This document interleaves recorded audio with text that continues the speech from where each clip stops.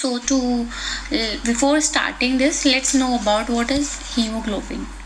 So hemoglobin is, you know, that it is a pigment, red color pigment, which is present in your red blood cells, and it contains two parts, protein part and iron containing part. Okay, here this is the structure of hemoglobin, and these red colors discs like structures are the heme groups. And so as I told you, it contains a protein part and the iron containing part. So iron containing part contains porphyrin ring, and each porphyrin ring is made up of 4 pyrrole ring. Okay, and each pyrrole ring has 1 ferrous. It means there are 4 ferrous, and 1 molecule of oxygen will bind with 1 ferrous. It means 4 ferrous will combine with 4 molecule of oxygen. Okay, so 1 hemoglobin molecule binds to the 4 oxygen molecules, and 1 gram of hemoglobin transport around 1.3 ml of oxygen. In our blood, around 100 ml of blood has 15 gram of hemoglobin. Okay, and as we know that 1 gram of hemoglobin transport 1.34 ml of oxygen, then 15 gram of hemoglobin will transport around 20 ml of oxygen. Okay, this you know, by multiplying these two values we get the value which is around 20 ml of oxygen. So remember this, that 15 gram of hemoglobin will transfer 20 ml of oxygen. Okay, and this hemoglobin contains 2 main parts. They are the protein part and the iron containing part, and each hemoglobin binds with 4 oxygen molecules. Now we will study about the transport. So here we will study 2 main gases. They are the oxygen and the carbon dioxide. So first let's discuss about the transport of oxygen, and it is done in the following manner: as a dissolved gas and as oxyhemoglobin. So as a dissolved gas, we know that oxygen is slightly soluble in water. So plasma is generally water. It contains around 95% water. So only 1 to 3% of oxygen dissolved in our plasma and can be transported through it. But around 97 to 98% of oxygen is transported as oxyhemoglobin.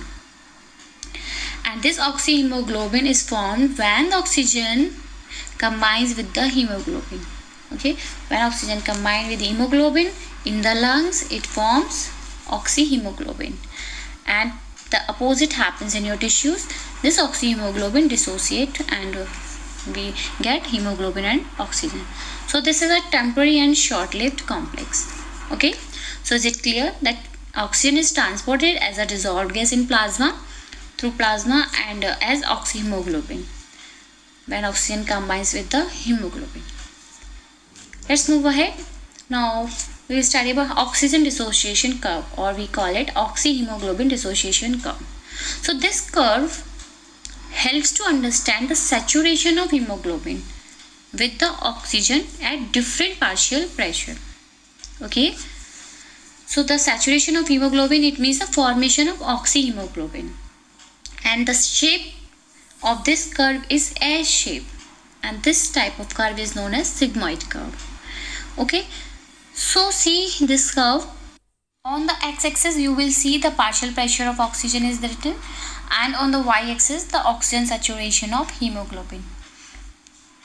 Just observe this value when the partial pressure of oxygen is around 100, and you know that observe this diagram. Here you will see in this aorta the partial pressure of oxygen is around 95 mm of Hg. So here most of the oxygen combines with the hemoglobin and forms oxyhemoglobin. So here in this curve also you can observe this, that the oxygen saturation of hemoglobin is around 97%.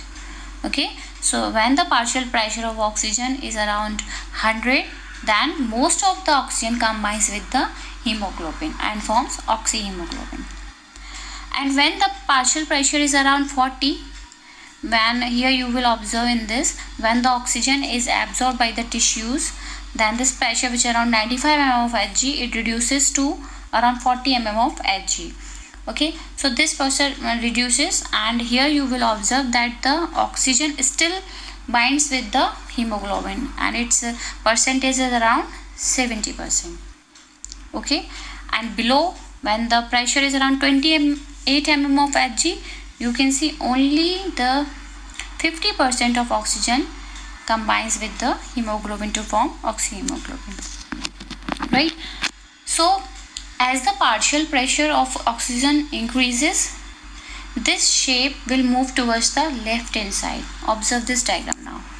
Okay, as the partial pressure decreases, or there are these conditions, in these conditions also the graph shift towards the right hand side. Means if the graph shift towards the right hand side, it means that there is a dissociation of oxygen from the hemoglobin, and the factors which dissociate oxygen are the increased hydrogen ion concentration, increased carbon dioxide, increase in temperature, and increase in BPG.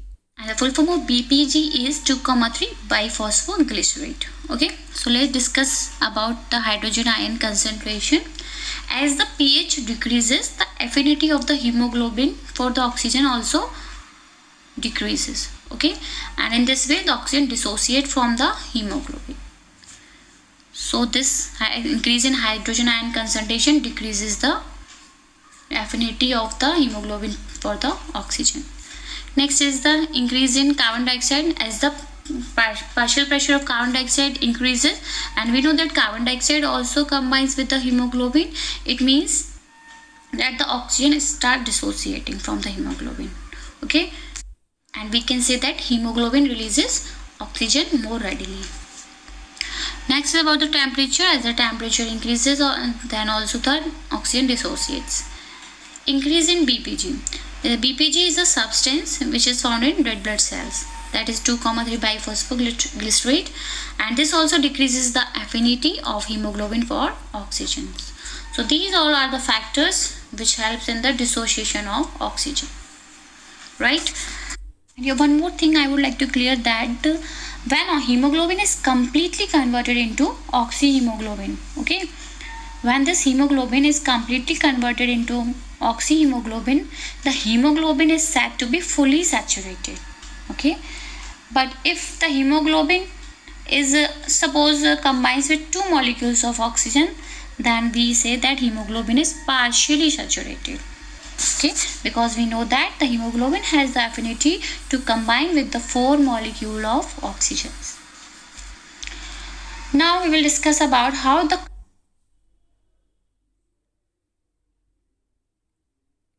carbon dioxide is transported in our body. Carbon dioxide is transported in dissolved form in the form of bicarbonate ions and as carbaminohemoglobin. Around 7% of carbon dioxide is carried in dissolved form through the plasma as a carbonic acid. Okay, only about 7% is carried through the plasma. Most of the carbon dioxide is carried in the plasma as a bicarbonate ion. Observe this figure now. This is the red blood cell, and the membrane of the red blood cell is known as the Donant's membrane. Okay, so inside this, carbon dioxide combines with water to form carbonic acid, and this reaction occurs in the presence of enzyme carbonic anhydrase. This enzyme is zinc activated enzyme. So carbonic acid is formed, which then forms bicarbonate ions and hydrogen ions. Now this bicarbonate ions comes out through the red blood cell, and it is carrier mediated. Okay, so these ions comes out in the plasma, and here we know that this bicarbonate is negatively charged, so negative characteristic increases in the plasma. So here in the exchange, the chloride ions enter inside the red blood cells to maintain this balance, and this effect is known as chloride shift, or we call it Hamburger's shift. Now when this bicarbonate comes in the plasma, it combines with the sodium ions or potassium ions to form sodium hydrogen carbonate or potassium carbonate, and in this way it is transported through the plasma. So, is it clear? Transport as a bicarbonate ion. Next is transport as a carbaminohemoglobin. Only around 20 to 25% of carbon dioxide is carried as a carbaminohemoglobin. In this case, the carbon dioxide combines with the hemoglobin and forms carbaminohemoglobin and then transported in our body. So these are the three ways in which the carbon dioxide is transported in our body: in dissolved form as bicarbonate ions and as carbaminohemoglobin. And here are the factors which affect the binding of carbon dioxide: partial pressure of carbon dioxide and the oxygen.